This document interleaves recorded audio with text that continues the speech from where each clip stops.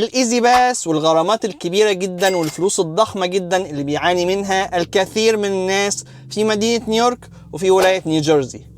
المشكلة دلوقتي ان انا لما نزلت الفيديو عن موضوع الست اللي عندها شركة باصات في نيوجيرسي وعليها فلوس كتير للايزي باس، اكتشفت ان المشكلة في مدينة نيويورك اكبر بكتير.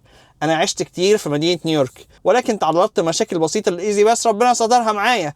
لما كان بيبقى في مشكلة كانت بتتحل وكان الموضوع بيخلص وخلاص. المشكلة بقى ان انا اكتشفت ان احنا الغرامة اللي بتنزل عندنا $50 بتنزل في مدينة نيويورك $100 واكتر. يعني ممكن يكون عندك طالب $8 $9 يطلع عليك 108 و109 و110 وهكذا، غير ان في بعض الاماكن بتبقى الرقم ده اكبر. كمان اكتشفت حاجة تانية من الاخوة اللي شاركونا بالمعلومات ديت، ان هو مش بورت اوثورتي بس في نيويورك، مش زي جيرسي، لا بالعكس، في شركتين بياخدوا الفلوس ديت. في حاجات تبع الام تي اي وفي حاجات تبع البورت اوثورتي. البورت اوثورتي لما يكون عندك مشكله وتكلمهم تقول لهم الايزي باس ما قراش، خلاص بيشيل لك الغرامه وبتدفع اصل الطال وخلاص وانتهت المشكله. الام تي اي لا يا حبيبي، عايز الفلوس كلها، تتشقلب بقى تعيش حياتك مش مشكله. الناس عليها بال80 وال90 الف و100 الف دولار، اغلبهم 90% من الفلوس ديت غرامات بس مش اكتر.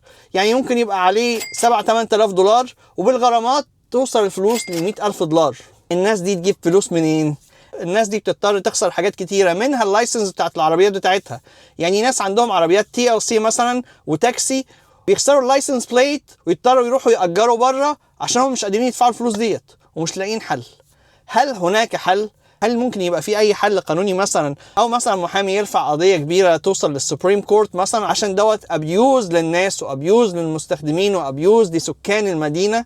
تخيل انت تبقى شغال طول الشهر ومطحون وبعربيه و12 ساعه وفي كل يوم وكل وقت عشان تعمل 7-8 آلاف دولار، هتدفع منهم مصاريف العربيه والانشورنس وده وده وايجار بيتك والبنزين والمصاريف وغيره وتصليحات العربيه وكل الكلام ده، وتجيلك تيكيتات مثلا ب10,000 دولار ب11,000 دولار ب12,000 دولار، يعني باكتر من الفلوس اللي انت اشتغلت بيها اصلا. فمتى ستلتفت مدينه نيويورك لسكانها ومشاكلهم وتبطل تمص دمهم؟ شاركونا برايكم على الموضوع. تحياتي للجميع، لؤي العاصي من نيوجيرسي، مع السلامه.